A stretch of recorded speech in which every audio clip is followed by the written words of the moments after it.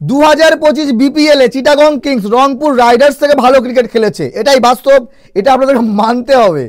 আরও একটা কথা মানতে হবে, চিটাগং কিংস এবং রংপুর থেকে ভালো ক্রিকেট খেলেছে ফরচুন বরিশাল।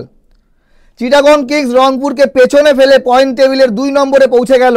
আর চিটাগং কিংস ফরচুন বরিশালের 3 ফেব্রুয়ারি আমরা কোয়ালিফায়ার 1 দেখতে পাবো সন্ধ্যা 6টায়। তার আগে রংপুর রাইডার্স এবং খুলনা টাইগার্সের মধ্যে হবে এলিমিনেটর। রংপুর রাইডার্সকে জিততে হবে, সেই ম্যাচ জিতে তারপরে আবার কোয়ালিফায়ার 2 খেলতে হবে। আর ফরচুন বরিশাল এবং চিটাগং কিংসের সুযোগ থাকবে কোয়ালিফায়ার 1 জিতে ডাইরেক্ট ফাইনালে পৌঁছানোর। তো এই সুযোগটা কিন্তু চিটাগং কিংস পেয়ে যাবে, রংপুর রাইডার্স মিস করলো। ভাবা যায় টানা 8 ম্যাচে জয় রংপুর রাইডার্স, কাউকে পাত্তা দিচ্ছে না রংপুর রাইডার্স। সেই রংপুর টানা 4 ম্যাচ হেরে এখন পয়েন্ট টেবিলের 3 নম্বরে। সময় সবার বদলায়। ফরচুন বরিশাল বলেছিল ভাই আমাদের লক্ষ্য কি ফাইনালে, সেই দিকেই কিন্তু লঞ্চ এগোচ্ছে। তো এবার পয়েন্ট টেবিলের কথা বলি। পয়েন্ট টেবিলে সবার টপে ফরচুন বরিশাল 12 ম্যাচে 18 পয়েন্ট, চিটাগং কিংস 12 ম্যাচে 16 পয়েন্ট, রংপুর রাইডার্স 12 ম্যাচে 16 পয়েন্ট, খুলনা টাইগার্স 12 ম্যাচে 12 পয়েন্টস এবং রাজশাহী 12 ম্যাচে 12 পয়েন্টস। ঢাকা এবং সিলেটের কথা বাদই দেন, 2026-এ তাদেরকে নিয়ে আলোচনা করা যাবে, কারণ তারা লিস্টের বাইরে। চিটাগং কিংস নেট রান রেটে এগিয়ে, সেই জন্য তারা 2 নম্বরে, এবং দুর্বার রাজশাহী খুলনা থেকে নেট রান রেটে পিছিয়ে, সেই জন্য তারা এবার প্লে অফে যেতে পারলো না। যদি বলি আজকের ম্যাচের কথা, বরিশাল প্রথমেই হেরে গেছে।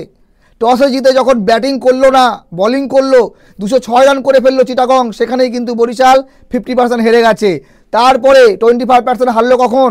যখন আমাদের ক্যাপ্টেন মোগো ক্যাপ্টেন তামিম ইকবাল 0 রানে আউট হলো, তহিদ হৃদয় 9 রানে আউট হলো, তখনই কিন্তু আমরা 25% ম্যাচ হেরে গেছি। 100% হারলাম কখন? যখন ডেভিড মালান বেচারা আউট হয়ে গেল। ডেভিড মালান এবং মাহমুদুল্লাহ যখন খেলছে 14 ওভারে 122 রান, তখনও মন বলছিল ভাই এই ম্যাচটা বরিশাল জিতবে। আর বরিশালের খেলা দেখে মনে হয়নি ম্যাচ হারার জন্য খেলছে। সেই জন্য কেউ বলতেও পারবে না বরিশাল তো সিটিং করলো, বরিশাল ইচ্ছা করে হারছেন না বন্ধু। বরিশাল চেষ্টা করছে, মাহমুদুল্লাহ চেষ্টা করছে, শেষ পর্যন্ত রিশাদও 2-1 ছক্কা মারলো, সম্ভব না। 207 রানের টার্গেটে নেমে যদি প্রথম ওভার মেডিন হয়, 1 উইকেট চলে যায়, ক্যাপ্টেন আউট, কি করে হয়? পাওয়ার প্লেতে 2 উইকেট চলে যায়, কি করে হয়? সম্ভব না। ডেভিড মালান থাকলে হয়তো বা হতে পারতো। যাই হোক, ফরচুন বরিশাল ম্যাচ হেরেছে, আমি মনে করি ঠিক হয়েছে, একটা ধাক্কা লাগা উচিত ছিল। কমসে কম প্লে অফের আগে এই ম্যাচটা হার অনেক কিছু শিক্ষা দেবে। ফরচুন বরিশাল কামব্যাক করবে, শক্তভাবে কামব্যাক করবে, এবং আমার বিশ্বাস প্লে অফের প্রথম ম্যাচ জিতে ফরচুন বরিশাল ফাইনালে সবার আগে পৌঁছাবে। আপনাদের মতামত কমেন্টে জানাতে পারেন। আজকের ম্যাচ নিয়ে বেশি কিছু বলার নেই। টি-20 ক্রিকেটে 200+ রান চেস করা খুব কষ্টের বিষয়, 10 ম্যাচে একটাতে চেস হয়। তো আজকে বরিশাল হেরেছে, মনে কোনো কষ্ট নেই, হওয়ার কথাও না। তবে হ্যাঁ, ডেভিড মালান ভালো খেলেছে 67 রান। আর যদি চিটাগংসের কথা বলি, 3 জন ব্যাটসম্যান ভালো খেলেছে, তার মধ্যে পারভেজ হোসেন ইমন 75 রান করেছে 41 বলে। এটাই কিন্তু চিটাগংসের বড় টার্গেট দেওয়ার রহস্য। বাকি আপনাদের মতামত জানান।